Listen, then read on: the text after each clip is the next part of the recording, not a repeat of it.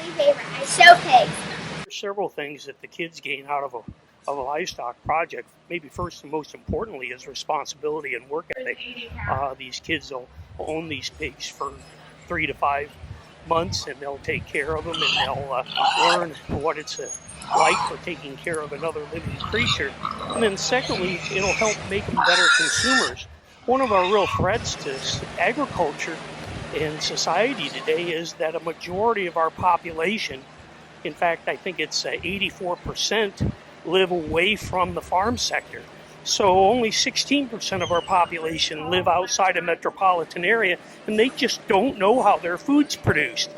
And we hear a lot of issues about animal welfare or drugs and such in our animal tissues, and some of that's well-founded, but a lot of it isn't.